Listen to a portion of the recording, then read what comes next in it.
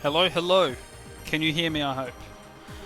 I have no idea what just happened, but, um, yeah. Internet seems to be back though.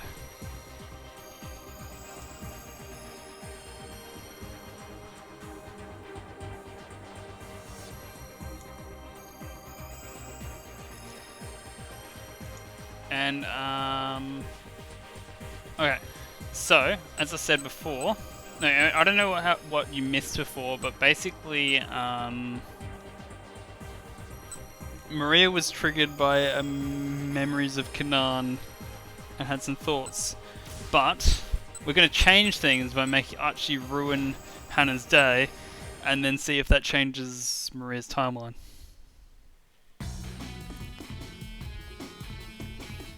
Oops.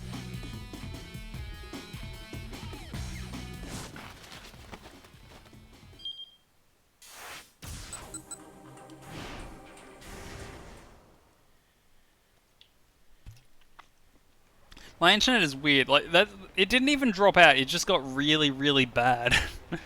Eventually, I muster up the energy to start walking around town, heading nowhere in particular. The billboard outside the department store displays a poster of some female musician. She must be pretty popular because lots of passers-by stop to take a good look. I have no idea. It's just Australian internet is shit. Am I just imagining things? I feel like I saw the same poster somewhere very recently.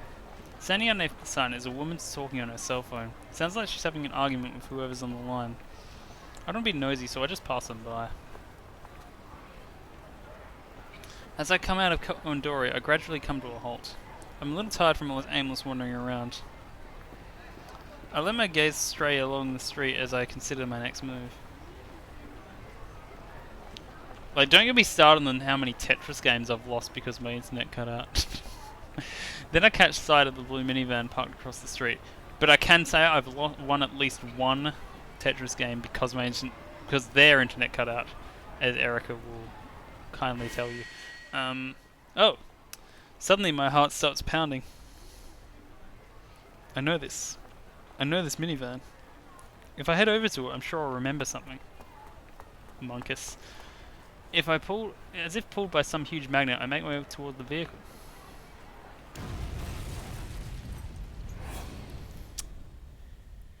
There's a sudden thunderous boom. I'm knocked flat by the blast of energy and the world goes topsy-turvy. As I lie in shock, a wave of unfamiliar images fills my mind.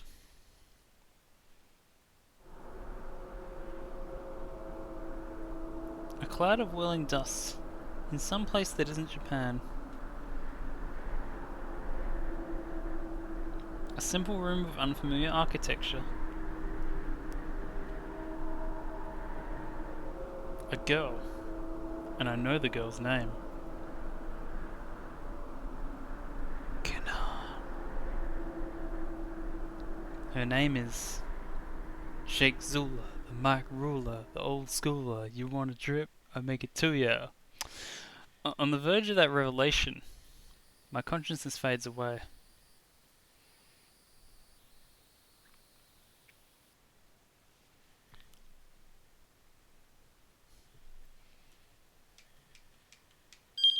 Maria arrived in Kowandori just in time to get caught in the minivan explosion. If she's going to avoid this fate, she needs to stay away from that vehicle. Someone else's actions can ensure that Hana Toyama crosses path with her again. Then Maria will talk to her and avoid the minivan. I'm just happy there are no drop frames so far. Okay. Now we probably will continue... not Osawa's, I guess, but Kano's? Whoops. Didn't mean to do it.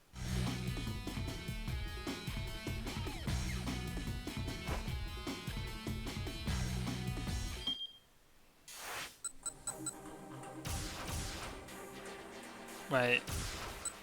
There's another jump I can do. Where was it?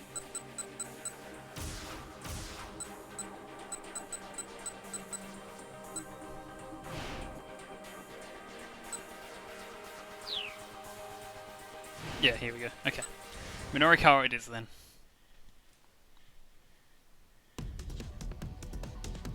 Ashi and Shami rush from the building, moving towards Junan and run. Other guy, he's looking for Miku.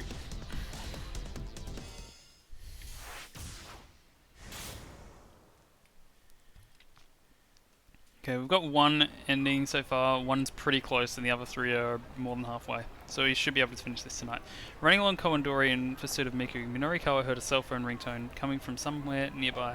I just hope I can cleanly patch it up as if nothing bad happened, but I doubt it.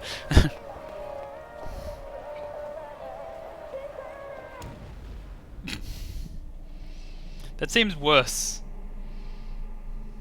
He was very close to that explosion. Suddenly a massive fiery blast knocked him off from his feet. A deafening roar set his head throbbing. What was that? What's going on? He lay in a daze on the ground, trying to wrap his mind around what had just happened, while I lay in a daze trying to wrap my mind around how they filmed this. He smelled the foul scent of burning rubber. Then came a sound of quick footsteps rushing up to him. Mr. Minorikawa. A voice called out to him as if across an impossible distance. Mr. Minorikawa! Was that Miku? He forced his eyes open and saw Miku looking anxiously down at him. Mr. Minorikawa. Just a moment. Miku. Those things I said earlier. I'm sorry. I went too far. What are you talking about? That's not important right now. Miku shook back a gasp, and Minorikawa realized he had blood leaking from his mouth. His body wouldn't move and his mind was reeling. What happened? Tell me. Miku's voice was dry and hoarse. There was a minivan. It exploded. Exploded? A minivan exploded on the city street? That sounded like a terrorist act. His reeling mind drifted to the attempted bioterrorist attack on Kasumi Giseki 2 years earlier. An unoccupied minivan had exploded outside an MPV station, and afterward, as a device mentioned scattered a dangerous biological agent had been discovered nearby the subway. With sudden clarity, Minorikawa recalled what Osawa had said earlier. The power balance of the entire world may be at stake here. Could there be some sort of connection between Osawa's warning and this explosion? There was. There had to be. Minorikawa's journalistic intuition told him it must be true. Something terrible was underway here in Shibuya. Police! A man in the suit announced. He crouched beside Minorikawa and gently lifted his head and torso. Hang in there, buddy. Stay with us. Change of position allowed Minorikawa to clear his airway, and he sucked in a deep breath. But as he did, intense pain shot through his lungs. I think I might be done for. Whatever his intuition might be telling him, it didn't look like he'd ever be able to write about it. But if he couldn't get his words out onto the page, the least he could do was tell someone else. With his last act, maybe he could still accomplish something. He strained to get a few words out. Osawa. Kenji Osawa. The power balance of the entire world. Okay, so that's what Kato heard. As his voice failed, heard the sound of ambulance sirens approaching. Paramedics began frantically unloading the stretchers. Turning his head, he saw a number of other people who'd been injured in the explosion laid out on the roadside. Amongst them were a woman and a child. Emergency workers bringing a stretcher came to Minorikawa. Before I continue...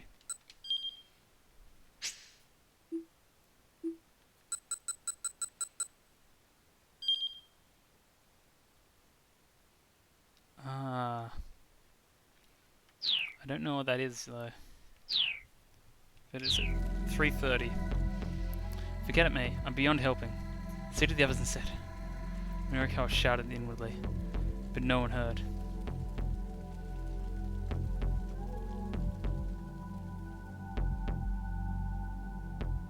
Surprising that there's a lock for a bad end like that, but...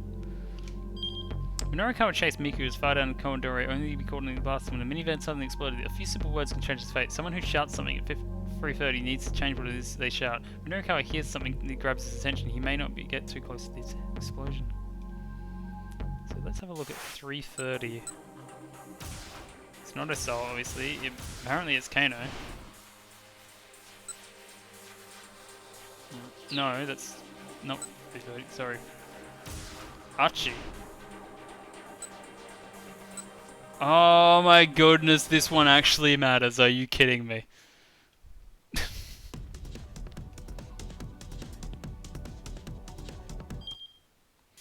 Wait a minute. So I chose A. He hears the name Hitomi. Hitomi, wait! As she shouted.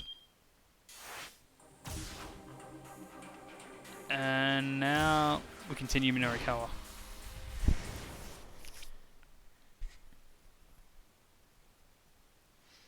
Wait a minute, where's Archie go? Oh, he's just a too big. Oh, Archie's hour is already finished. And so is Maria's, so it's just 3 left. As he ran along Kowandori after Miku, Minorikawa heard someone shout out a familiar name. Hitomi. It was a pretty common name. Ordinarily he wouldn't have given a second thought, but he remembered that one of Ms. Midoriyama winners was named Hitomi Misawa. That made him curious. How does this get him further away from the minivan? A moment later he heard a cell phone ringtone. He immediately recognized an Ayakamiki song. His reporter's instincts tingled. He stopped to take a look around and one young woman caught his eye almost immediately. He couldn't assume that any pretty girl he saw was Miss Midoriyama. After all, it would be a little too convenient if he just so happened to run into her now. Still, it didn't cost him anything to ask, "Are you Hitomi Misawa?" He might as well at least check.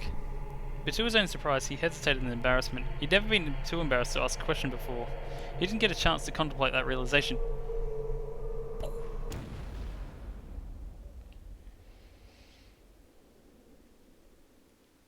I wonder if like the explosion is timed or it's because Hitomi's there.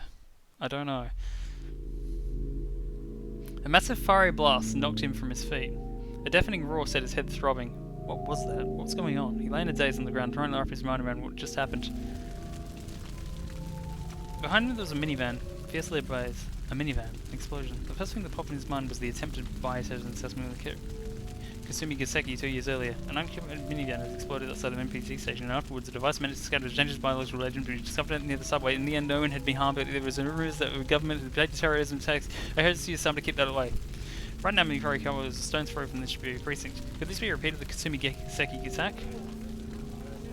The entire area was in an uproar. People were running around in panic. Minorikawa could see several injured people lying on the ground unmoving, and yet, despite the gravity of the situation, numerous onlookers were casually taking photos of their cell phones. A few hours earlier, Hitomi tried to get into the minivan and the people in there kidnapped her and it was a bad ending. Minorikawa got to his feet and then went to try to get everyone away from the scene of the explosion. Hey, you guys, get back! There could be another bomb! Minorikawa looked around as he pushed back the crowd. He was getting the strong whiff of a scoop. He needed to write his copy ASAP, but he couldn't turn his back on the situation now. 2 young men were strolling towards the burning vehicle. They're not the debt collectors, are they? The shirt looks familiar. They had a look of juvenile delinquents. Oh no, it's Archie's gang. Well, what the heck, is this for real? Ain't that dangerous? Like, for serious? The pair tried to find an optimal vantage point. Hey, Minorikawa snapped. Don't get any closer. He spread his arms wide to pull them back. The young men came to a halt, but otherwise paid him no heed. Oh, this is bad. This is for real bad. Think this is a terrorist thing? Yo, get out your phone! Come on! They're like, you think this is a terrorist thing? Dude, shut up! Just hurry up and call Susumu! Yeah, it's Archie's gang. The taller of the two, dressed in red, was ordering his blue-clad companion. Huh? The boy in blue huffed. Man, do it yourself. Say what now? Bitch, this ain't no time to get yourself all worked up. Minorikawa stood there, arms held wide, getting more and more annoyed at their back and forth. Yo, just make the call, man! The young fellow in red scowled, but he wasn't going to back down. Huh? Yeah, what difference does it make if I do it and you do it? It doesn't matter any difference, so don't matter if you do it. Yeah, right, it don't matter. In that case, you do it. Look, I'm telling you, don't just make the damn call. And I'm telling you, just make it your damn self. Oh, enough of this already. Minorikawa opened his mouth to tell off, but the young man in red spoke again.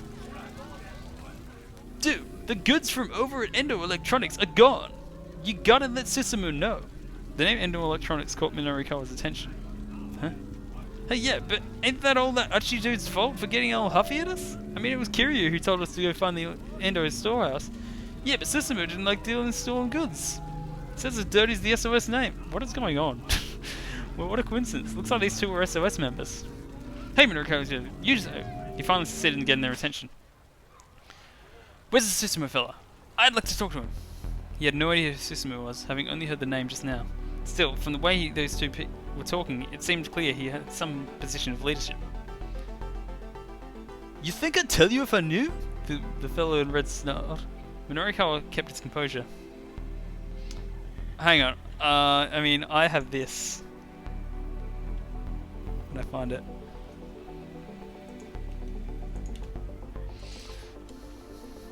The Tenryugumi was a Yakuza syndicate that operated in Shibuya. An up-and-coming Yakuza syndicate that turned up on the scene 10 years ago. With seemingly legitimate Takarado financing as its business front, the group offers monetary solutions for people in financial troubles, but those who accept their fates, their offers soon find troubles only grow and grow, embroiled in conflict with Kanto Shiramine Gumi, who have been long established in Shibuya. These street kids were sure to be familiar with the name, if nothing else. I may not look it, but I'm pretty tight with the Tenryugumi. And maybe you two don't know it, but Susumu's been showing up in their office a lot. Susumu's been dealing with the Yakuza? Whoa, for real? Sweet! The two punks bought it completely. What's it using as they hang out these days? I've got a little something to discuss with Susumu. Right now it's this bar called Inferno.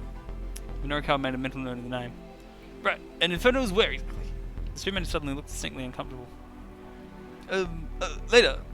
Yeah, I got a thing I gotta do too. Backing away, they took off through the crowd. Hey, what up? I need to know where Inferno is, but the pair had already vanished.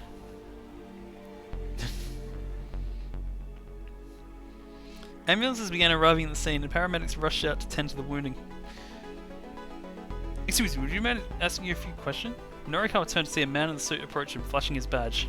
So, a detective with questions for him, huh? How about you answer a few questions for me? Was this an accident or a terrorist? Or attack? We still don't know any details. Let me rephrase that for you. This is a major incident, Minorikawa exclaimed. Huh? The detective looked pretty flummoxed. I've been around the block a few times, and I know that you're police play our lingo. When you start talking about the details, is that 100% indicative of a major incident? Brushing aside Minorikawa's remark, the detective tried another question. Did you happen to notice anything unusual prior to the explosion? Unusual? Minorikawa think back to the moments before the minivan blew up. Now that you mentioned it, I think I heard a cell phone ringtone. The detective tilted his head. A ringtone? No, never mind me, forget it. There's no way the ringtone is on someone's phone would be audible for all that. Minorikawa struck for the thought from his own mind as he said it. In all likelihood, he associated the ringtone and the explosion simply because one had happened right before the other. Is there a reason for this? What if because it's Hitomi's ringtone and they plan to call Hitomi and make it happen? Kano. Kano! A large statured Caucasian man had called out to the detective. Evidently the detective's name was Kano. Thank you for your cooperation, he said with a bow. Then he ran over to the foreigner.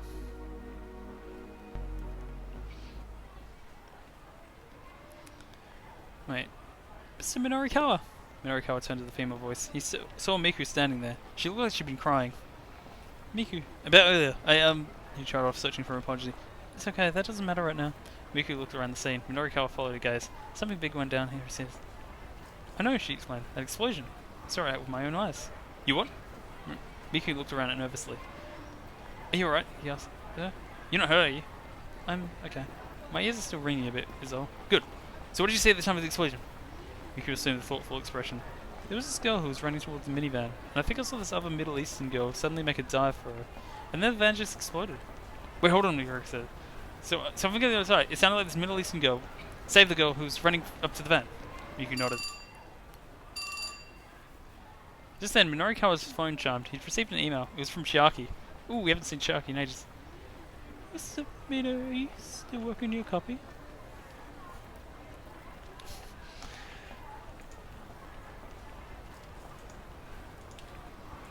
He checked his watch. At this point, the 4 o'clock deadline was barely 20 minutes away.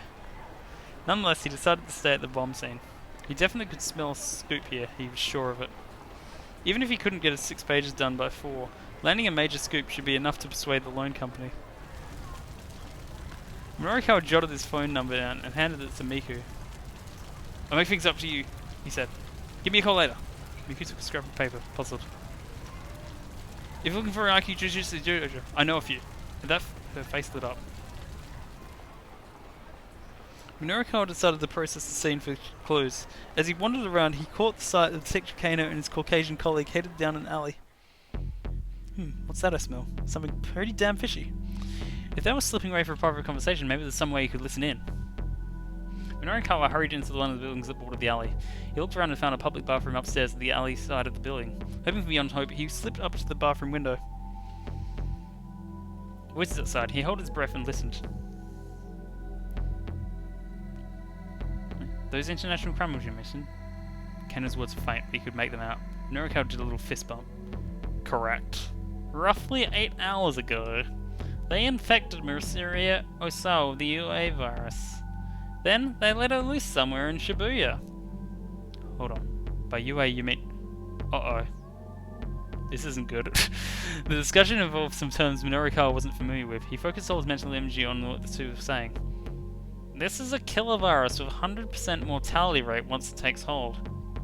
100%, Minorikawa muttered himself. The shock caused him to unclench the fist he didn't realize he'd made. This wasn't just an interesting conversation, it was monumental.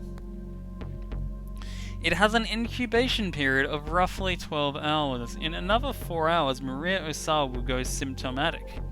Attic insane. Breathe the pressure. Wait, that's not the right word, is it? It's psychosomatic. After that, she'll begin spreading the virus through the city. It's capable of airborne transmission. If we don't administer Kenji Osawa's antiviral before she develops symptoms... Yes? Everyone in Shibuya is going to die. Norikawa felt goosebumps rise all over his body. He needs the Heimlich. If they were talking about a virus and a Kenji Osawa, they could only mean that Kenji Osawa. He recalled what Osawa said earlier about the power balance of the world being at stake. There's no doubt about it. This is a tremendous scoop. Except Osawa doesn't know that they injected the wrong girl with the virus. In fact, he doesn't know they injected her at all. Wait, I'm actually confused. Hitomi and Maria both have the virus. Well then we need to find Maria Osawa and get the virus to her as soon as possible. Just calm down, there's more to the story. Oh, it's just starting to leak out. The door swung open loudly and someone came barging into the bathroom. He is everywhere today. It was Yanagishita. Why him again? And why here of all places? I'm leaking here! Yanagishita was on the verge of hysterics. His voice must have been audible outside. Ken and his companion went to take their discussion elsewhere, and they'd just been getting to the good part. You son of a bitch! Enraged Minorikawa grabbed Yanagishita and tossed him to the floor. I'm leaking! Shut your mouth. He put all his strength into an ankle hold and gave it a good twist. Professional wrestling technique involves grabbing the opponent by the ankle. Being caught in the lights of this can be extremely painful. It can also put a lot of pressure on the lower body, and if you're already fighting the urge to urinate, well... Yanagishita wailed. Is he going to piss himself? Norikawa left the idiot blubbering in the bathroom and hurried out the building. He hadn't heard the whole discussion, but he had a scoopy on his hands anyway. This would be a tremendous score for Heaven Publishing, enough to let the company rebuild. Except if, you know, everyone dies. He was certain of it. And if I'm the one saying it, it's gotta be true. And he ran along Minorikawa, trying to plan his next steps. First, he had to get back to the editing office. He explained the situation for people once from the loan company. Then he'd go and find the paperwork from Osawa and have Chiaki check his copy. Then after that... Okay, he still had a lot of things he needed to do. He swatted himself on both cheeks to get himself psyched up. His phone rang. His phone range. It was Chiaki. Mr. Minnow, something terrible has happened. Chiaki's voice was a broken yelp. Well, calm down. Over on Kawandori, this minivan exploded. Oh yeah, I'm well aware. Thanks to that, I've got a big scoop that... Chiaki cut him off. Just now, I got a call from Mr. Toyama's daughter, Hannah. This time, Norikawa waited for her to finish. He had a sinking feeling. She said that Mr. Toyama was in there. It was a suicide... What? That doesn't sound right. Minorikawa's knees buckled. Tell me you're joking. No, I mean, the van explosion is all over the news, and Hannah is in tears on the phone, and... Mr. Minnow? Mr. Minnow, are you still there? Toyama had killed himself? It wouldn't be the first time. Norikawa had felt the energy drain from his body.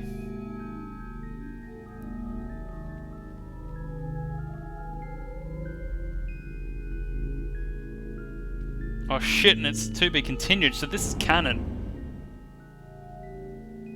But is it Shannon?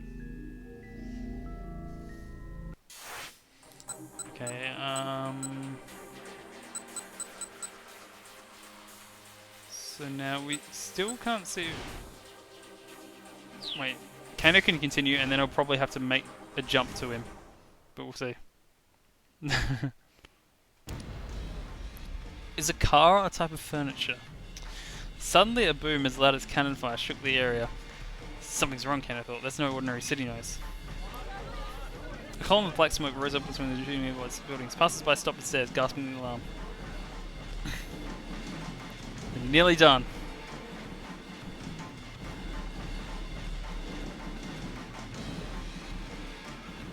I'm mad because I could have been done before 4 AM if not for the internet outage, I bet.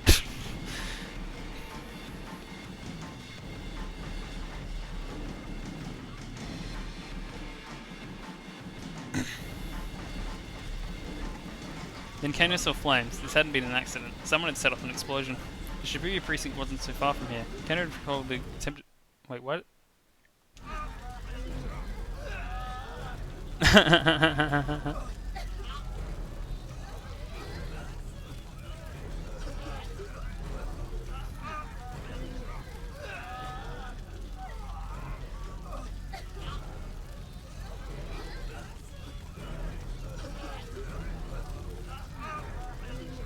Wait, peering the flaming chassis, he could see there was someone inside. Could that be Hitomi?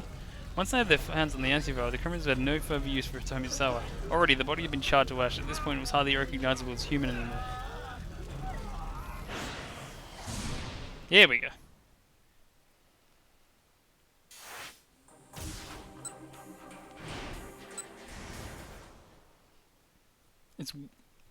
I'm surprised they're killing off characters if they really are.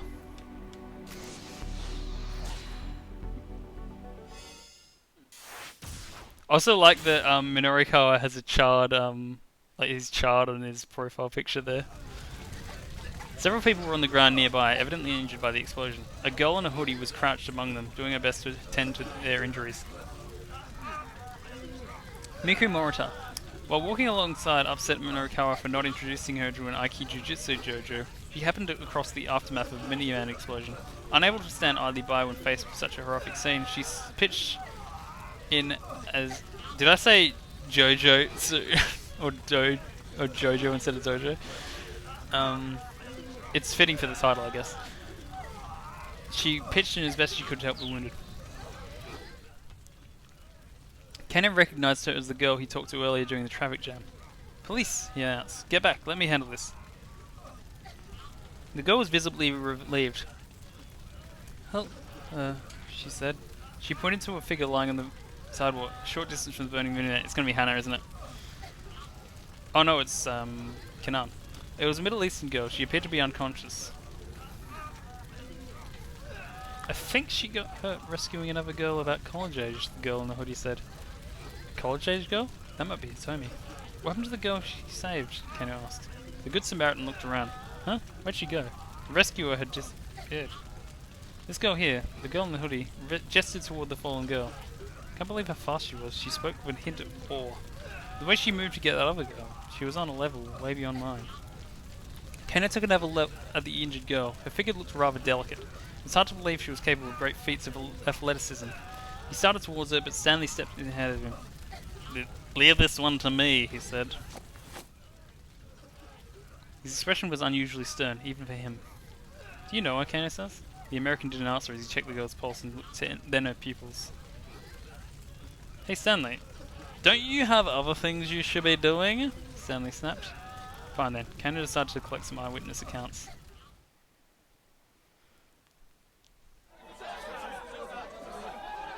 That's a nice shot. Patrol cars and ambulances arrived at the scene in the steady stream. Once the vehicle fire was under control, things gradually began to calm down. Several officers worked to cover the area around the burned minivan with blue tarp. Kano got his questioning underway, starting by flashing his badge at a man near the front of the crowd. Excuse me, would you mind answering a few questions? The man puffed himself up. How about you answer a few questions for me? Was this an accident or attack? We still don't know many details, Kano admitted. The man shoved his finger in Kano's face. Let me phrase that for you. This is a major incident. Huh? I've been around the block a few times and I know where your police PR will go. And when you start talking about the details, I know 100% the indicative of a major incident. Well, I sure picked the wrong guy to try and talk to. Stifling his frustration, Kano continued his questioning. Did you happen to notice anything unusual prior to the explosion? Unusual? Now that you mention it, I think I heard a cell phone ringtone. A ringtone? No, never mind, forget that. There's no way a ringtone was someone's supposed to be audible for all that. The man was probably right, but somehow the idea nagged at Kano. He jotted down a note in his pad. Kano. It was Stanley, perfect timing. Thank you for cooperation, Kano told the man. Then he hurried on his way. Stanley stepped in close enough to whisper. He was like, an eyewitness to the explosion apparently. Did he have any info? He said he heard a cell phone ringtone at the time of the explosion. I'm not sure if that's significant though. Stanley stood silently for a moment thinking. What about the girl, Kano asked? Has she woken up? No. I'm gonna drive her to the hospital. Huh? Why'd you do that yourself? Just look around, Stanley said. He cast his eye out of the sea. There were still many injured people lying on the roadside. It seemed the authorities hadn't sent enough ambulances. But isn't your car back in Maria Macho? Kano asked. Under the circumstances, I think it makes sense for me to go back for it, Stanley replied coolly. Besides, I have a few things I want to ask her. Kano was curious. You do? He asked. Stanley's cell phone rang. Yes? Stanley answered the phone in English. As he listened, his demeanour changed. The blood drained from his face and his hand began to tremble slightly as he gripped the phone. Kano had never seen him this shaken up. You got it, Stanley said at last. He hung up the phone and let out a sigh. What is it, Kano asked. Stanley headed into the alley without responding. Kano hurried after him. Once they were out of the earshot of the crowd, Stanley finally spoke.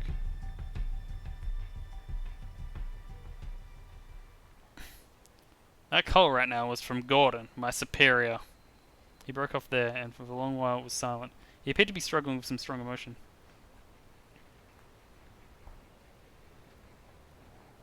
Kano decided not to press. If it's not that difficult to talk about, you don't have to. No, Stanley. I should tell you this. He braced himself before continuing. We were contacted on our end by the mastermind of this plot. These international criminals you mentioned? Correct. Roughly 8 hours ago. They infected Maria Osawa with the UA virus. Then they let her loose somewhere in Shibuya. Hold on. By UA you mean... Kano thought back to his early conversation with Stanley. These criminals were trying to get their hands on a new drug. An antiviral drug developed by Kenji Osawa that had been shown to be effective against the UA virus. Stanley hesitated before continued. This is a killer virus with a 100% mortality rate once it takes hold. Kenji Osawa's antiviral is the only means of combating it. Mortality rate of 100%. It has an incubation period of 12 hours. In another 4 hours, Maria Osawa will go symptomatic. After that, she'll begin spreading the virus through the city. It's capable of airborne transmission. Following the onset of symptoms, individuals infected with UA virus bleed from the lungs and the virus is readily released into the air via coughing. UA virus is highly resilient in open air and can survive even after survival or other fluids have evaporated. Simply getting within 2 meters of symptomatic infection, 2 meters people, is enough to carry a high risk of infection. Bodily fluids from deceased patients that carry an especially high concentration of the virus, and anything contaminated with such fluids must be thoroughly sterilized before it is safe. I swear everything I've been reading lately has a bioterrorism in it. Stanley nodded. If we don't administer Kenji Osawa's antiviral before she develops symptoms... Yes? Kano's voice was trembling now. Stanley spoke with complete certainty. Everyone in Shibuya is going to die. Well then we need to find Maria Osawa and get the antiviral to her as soon as possible, Kano said, panicking. If only she was like literally just next to us a moment ago. Stanley remained cool. Just calm down. There's more to the story that... Stanley was interrupted by a strange sound in the upper floors of a nearby building. Unsure of what it is, the two men hurried relocated. Was that a cockroach in the corner? It looked like it. They paused when they came to a vacant lot. The place was deserted, no need to worry about being overheard here. You said there was more to the story, Kano prompted. The antiviral in question is stored in Kenji Osawa's laboratory. The lab is protected by a sophisticated security system, and apparently the storage area where the drug is kept requires fingerprint authentication from both Osawa and Tanaka. What? But Tanaka's... Kano couldn't help but gasp. Tanaka was currently a fugitive, the prime suspect in the kidnapping case. There was no chance of getting any fingerprint authorization from him at this stage. Is there any other way to get in? Kano asked. The door can also be unlocked by a password in place of fingerprint scanner, but we'd still need to know what Tanaka chose for his password. No. In any event, Stanley said, it's essential that we track down and secure Maria, but he went on in his voice grave. Even if we get Maria to safety, the Mastermind is now in possession of the UA virus. If they want to, they can unleash a bioterrorist attack on Shibuya at any time. To put it bluntly, the lives of every man, woman and child in the city are in their hands. Kano felt a pulse of fear deep enough to give him vertigo. He slowly tilted his head back and gazed to the sky as blue as always. There had to be tens of thousands of people in Shibuya right now. Rumi and Shizuo were among them. And they might be all dead within a day. It felt so unreal, Kano's mind almost certainly couldn't process it. With an effort of will, he shook himself out of his daze. Now there's no time to waver. We have to try, he said. In the next 4 hours, we need to find Maria Osawa and figure out a way to stop this Mastermind and the UA virus. The words were as much for himself as they were for his companion. Let's do this, Stanley. We might not always see eye to eye, but together I feel like you and I can find a way. But Stanley averted his gaze. My job here is simply to apprehend the Mastermind. Kano felt this resurgence of his earlier anger at Stanley once again, who's putting his duties above human life. I'm sorry. Stanley's voice was a quiet mutter. You should get away from Shibuya as soon as possible, Kano. Kano couldn't imagine that the American would ever be worried for him. I appreciate the warning, he said, but I'm seeing this through to the end. This isn't the sort of thing you can solve with just the effort of willpower. Even so, giving up isn't the Japanese detective way. Stanley let out a nasal chuckle. Back to that again, are we? Same to you. Kano managed a tiny chuckle of his own. Listen, Stanley went on after a moment. This is between you and me. The Mastermind is behind this kidnapping case is an arms dealer who goes by the name of Alphard.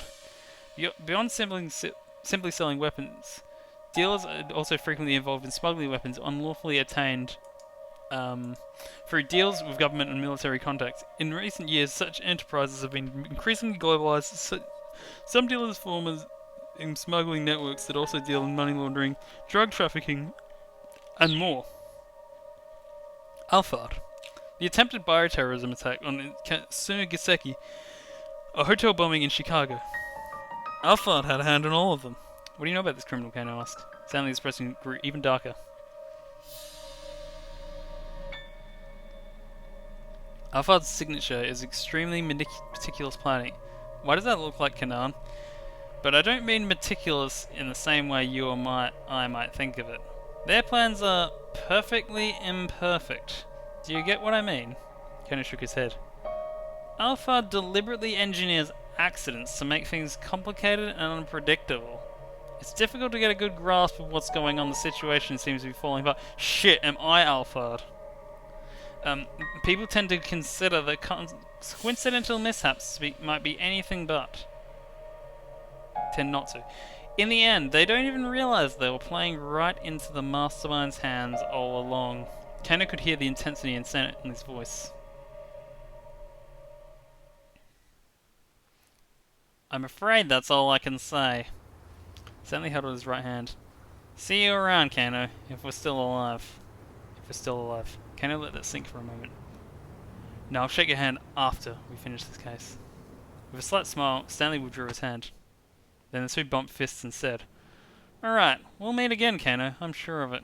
Yeah, see you then. Must be at the end, or nearby. No sooner had Stanley departed than Kuze's voice came into the wireless. Attention all units! As of now, further investigation on the kidnapping case is suspended. The director's voice sounded strange and cold. I repeat, as of now, further investigation on the kidnapping case is suspended.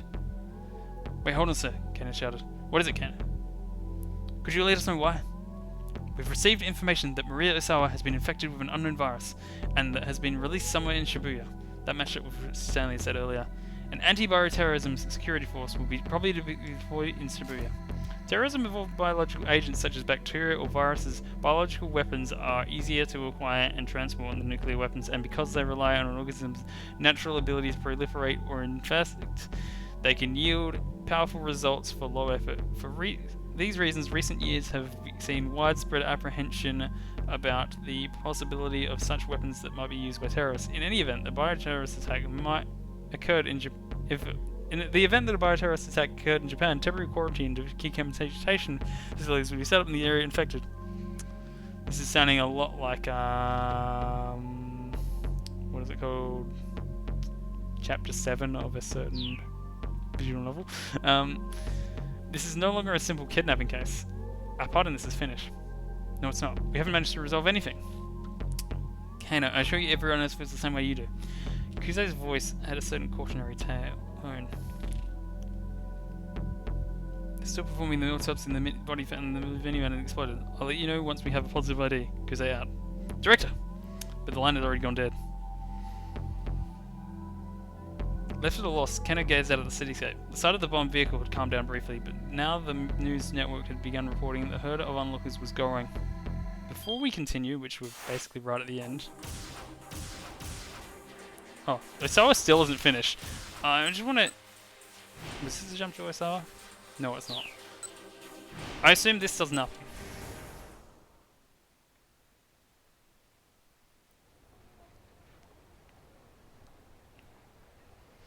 Kano's getting impatient. What is it? If you're going to tell me something, then tell me. Alright, Stanley said at last. I can trust you with this. Wow, never thought I'd hear you say that. Trust me, Kano sees. But Stanley's expression remained dead serious. We were contacted on our end by the... Okay. No change. Let's continue.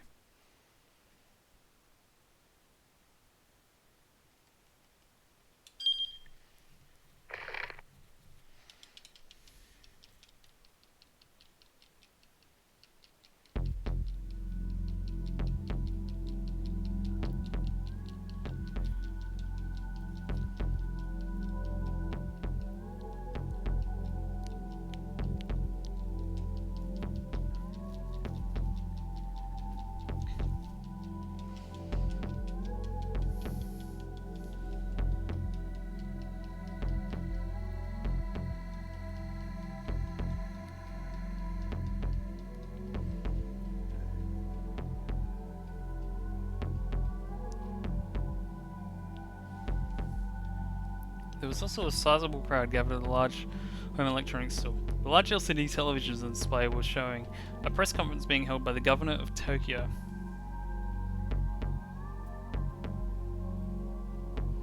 Kano might learn something new about the case. He decided to watch the broadcast.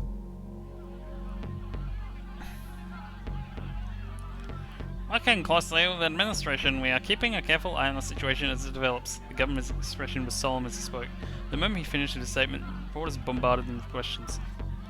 This seems familiar to the bioterrorist attack on Kasumi Kiseki 2 years ago. Is there any possible connection?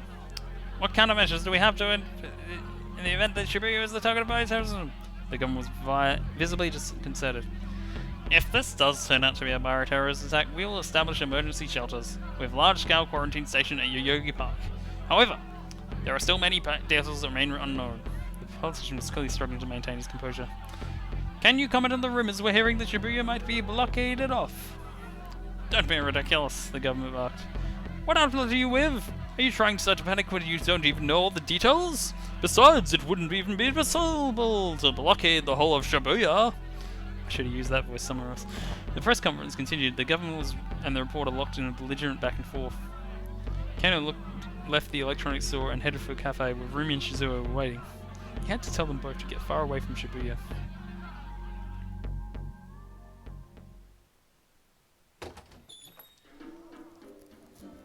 The cafe Lautrec seemed quiet when Kano arrived. Shizuo was sitting alone. Kano scanned the establishment but didn't see Rumi anywhere. One of the... Wait, it says... Toilet... Oh, it just says Lautrec, right?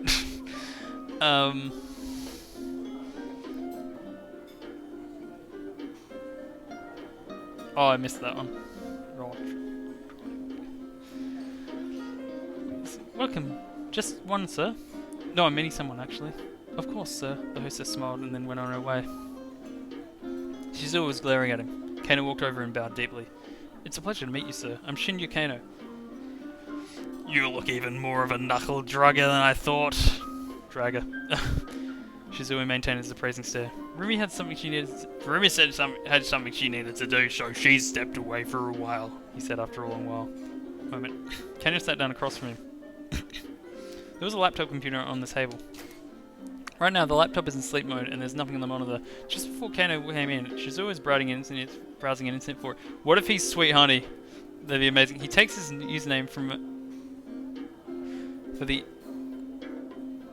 I should have read the whole thing.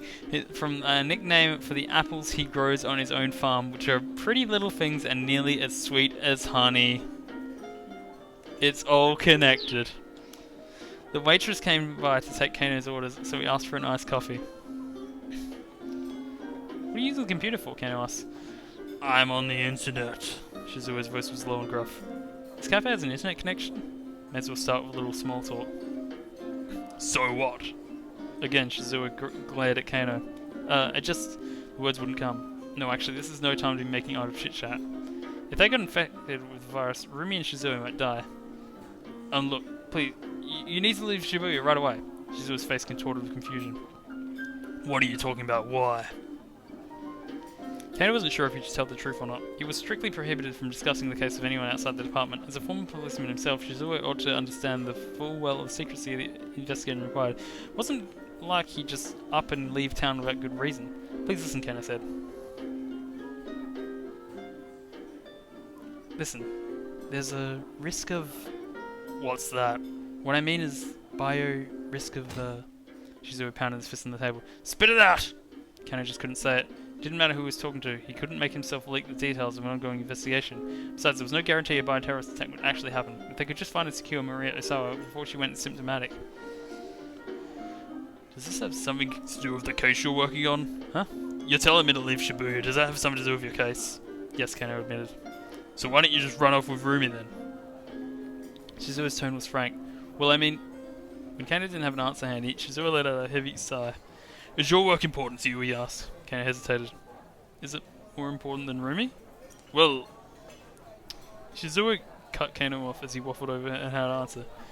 Me, I used to put my work before my family. There was no question in mind that combating society's ills and solving cases was worth any price. And because of that, I did pretty reckless things. Almost wound up dead more than once. Shizuo paused, a forlorn look in his eyes. My wife did nothing but worry about me, so much that I didn't even realize when she'd worried herself sick. I was so caught up in my work that I wasn't even there for when she finally passed away. It was also very absurd of me.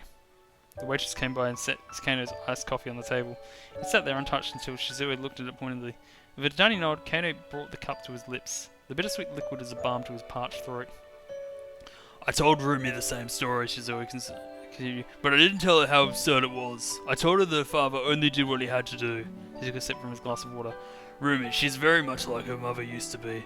Their personalities are almost identical, and I don't want her to suffer the same way my wife did. Shizuo's fist clenched in his lap. What was it that made you become a detective in the first place? He asked. Well, at first I got the job because I thought it would make Rumi happy, and then I guess I also thought it would make you like me, sir. It was the truth, but Shizuo simply chuckled. If your goal is to get me to like you, you may as well give up now. I'm sorry, Sir Kano said. I can't do that. Are you this stubborn around Rumi? Shizuo grumbled. I love your daughter, sir. I want to keep her safe, to make her happy. And why is that? Whenever I think about her, I just feel so amazing. I'm sure that you, or anyone, can empathise with that. So everyone has someone they want to protect who makes them feel that good. It's an admirable thing, wanting to be a detective and to protect the happiness of people. But that doesn't mean you ignore your own happiness in the process. What you say may be true. Earlier today, my partner was stabbed. And today, his wife's birthday. Shizuo arched his brow. Is he gonna make it? We're not sure yet. Last I knew he was in critical condition. This is why I keep saying the life of a detective is this. Shizuo's voice trailed off into a lamenting murmur. Even so, Kano was unmoved. Dictum number 1. Never lose sight of what you're supposed to protect. Ever. What's that? Something that a senior detective I admire said. It's a fundamental guiding principle I've stuck to the detective. I wonder when Tatano's gonna be back in the picture. But I was wrong about the real meaning behind it. My partner was stabbed, there are people I want to rescue, so much has happened, now I finally understand what those words mean. When you see someone in trouble, you help them. That's not something a good detective does, it's something a good person does. Kano took a good long look at Shizuo's face. He surprised himself finding the words to speak his feelings so clearly, and wondered what effect it had on the older man. I'm sure that from your perspective as my future father-in-law, being a detective, I'm putting my life on the line. That's not entirely true. I can only be myself. This is the kind of person I am. I care about helping people. Even if I were a baker, or a bureau, or a bookseller, I'd still act the same way. You're being ridiculous. A baker and detective don't assume anywhere near the same risks. I suppose that's true. Kano fussed with his chair sheepishly. Humph, Shizuo grumbled. I think I see what kind of man you are now. He sounded oddly defeated. Which is why now is no time to just futz about. Kano sat up straight as Shizuo's weighted tone. A detective needs more than one just passion. A detective can't solve all his problems with sheer determination alone. At the same time, he needs more than just the ability to coldly assess the situation. He needs the conviction to stick out a case when it might otherwise seem prudent to give up. There was something new in Shizuo's expression now, and the gleam in his eyes that hadn't been there before. Kano almost felt like he was being sermonized by a senior officer. You got that? You need a cool mind, but you need a fiery spirit. A detective without both of those is worth nothing. Do you mind if I write that down in my notebook here? Look, Shizuo said, suddenly embarrassed. Aren't you in a hurry? Don't you ever get back to your case? Ah yes, and sir, I need you to leave Shibuya right away. No worries, I'm about to finish anyway, but thanks for coming along. It's been fun. And congrats on your level up as well.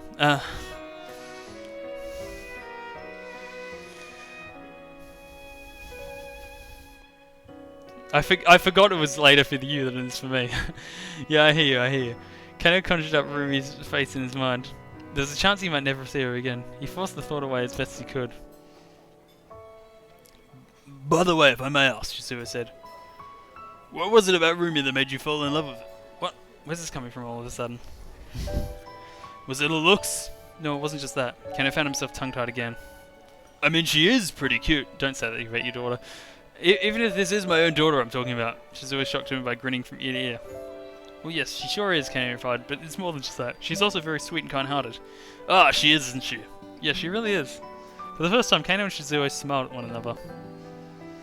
You're a man who lets his emotions show on his face, Shizuo said. And for a detective, that's not so bad. Thank you, sir, Kano said. He bowed to Shizuo and stood up in front of his seat. Never lose sight of what you're supposed to protect, huh? I like that. Wise words indeed. Kano turned to look back and then bowed deeply to Shizuo one more time.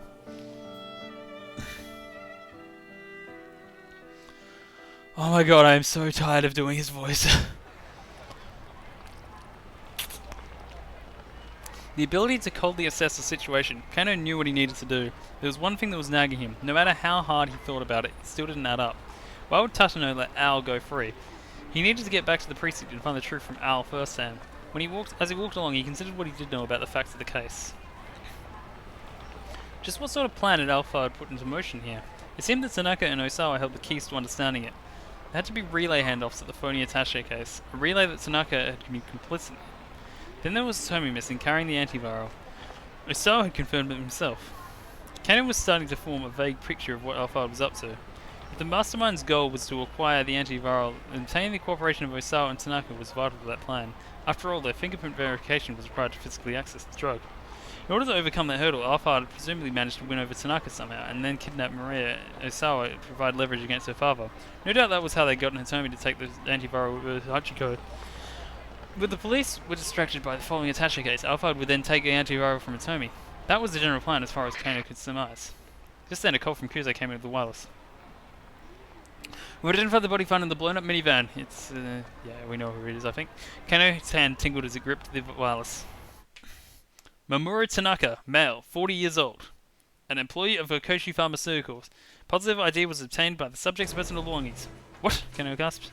If Tanaka was dead, it would almost be impossible to access the antiviral gel. Wait, sorry. Shit, I thought it was the other guy, who had the similar name. I've forgotten now. That's not expected. If Tanaka was dead, it would be almost impossible to access the antiviral drug in the laboratory. At this point, the only antiviral they had any chance of obtaining was whatever Hitomi was carrying. Kano thought back to what Stanley had said earlier.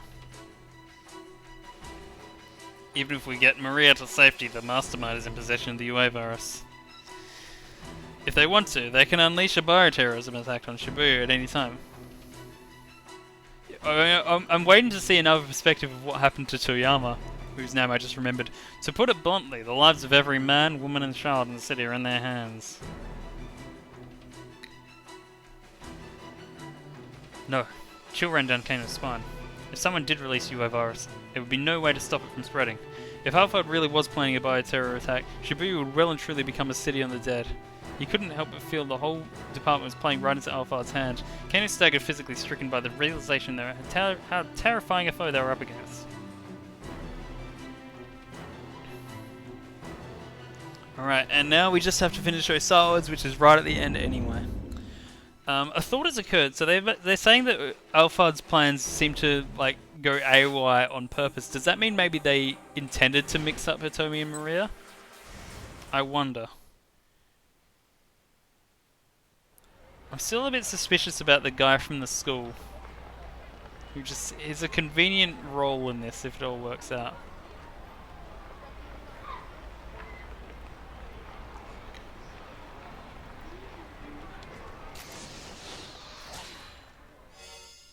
It's funny how I started Osawa's right at the start of the stream, got so far in him, and he's the last one to finish. Here we go, Gotta get my voice ready.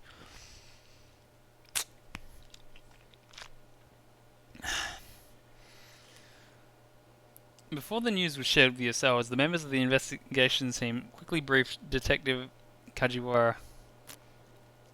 Osawa and I, Osawa's wife, sat on the sofa from the far side of the room watching. They could see Kajiwara go pale. He wiped the sweat from his forehead with a handkerchief several times. Bad news, Osawa thought. Mr. Osawa? Ma'am? Kajiwara shuffled his way over to them at last.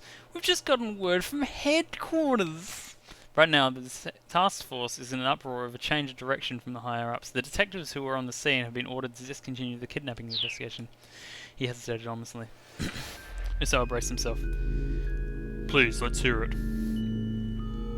It would seem your daughter Maria is safe. What? Osawa felt an unexpected surge of relief. You mean it? The case has been solved, added I, Osawa's wife. For a moment, they almost sounded like a happily married couple. It was only a stern look on Kajiwara's face that gave him any pause. However, as of yet, we do not have her in custody. I'm not sure I understand, Osawa said. You know she's alive, but you don't have her? How? Deep furrows appeared in Kajiwara's forehead. I'm sorry, sir. The information we've received from up top is complicated. We've confirmed she was able to escape confinement. It's just... The detective gave every appearance of holding something back. If there's something you need to tell us, then just say it, Osawa told him. It would seem that Maria has been infected with a virus. Infected? Osawa felt as if a talon claw had just clutched his heart. It's not one I've ever heard of before, but apparently it's called the UA virus.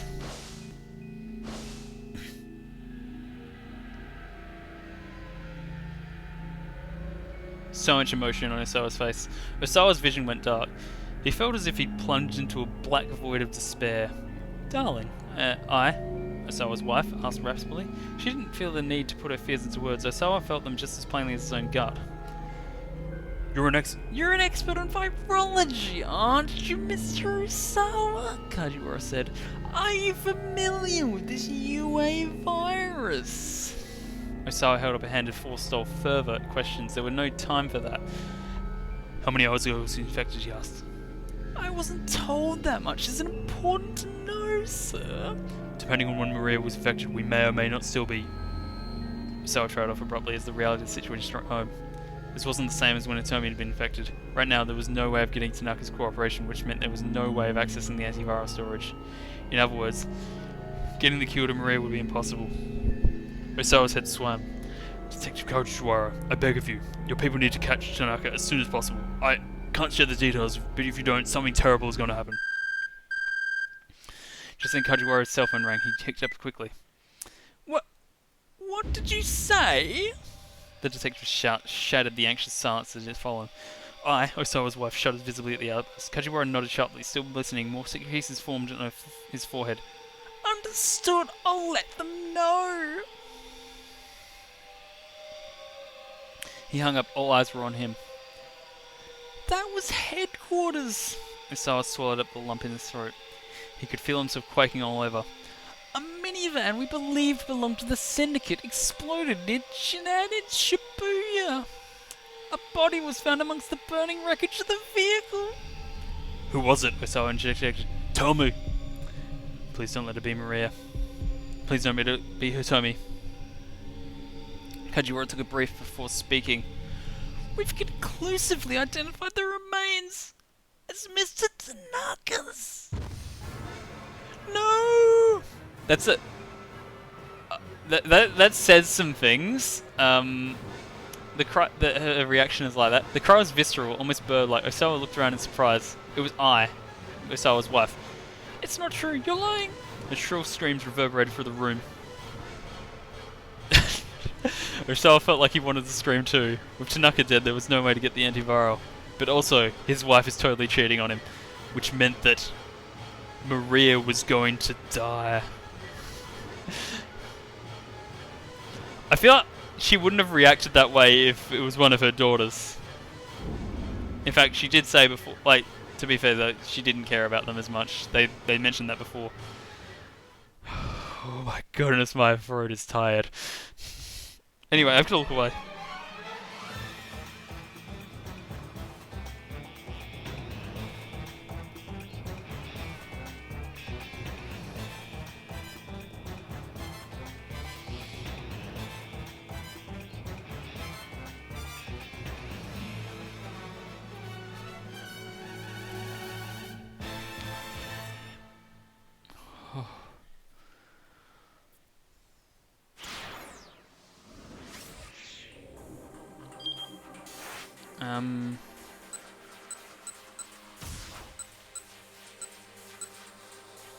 I kind of want to check, like, if I changed it to Maria dies, will we get a different response here? But I don't have time for that because it's 4:20 AM. Nice. So I think I will next stream this on either Tuesday night or Wednesday night. Depends on how I'm feeling. Hopefully my throat is recovered because I have been reading a lot with a lot of ridiculous voices and I am so spent.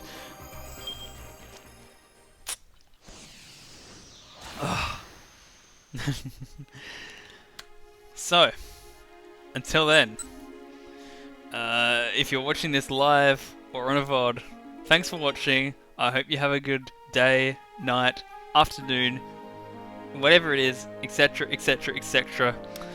And hopefully I'll see you next time as we continue this absolutely insane story.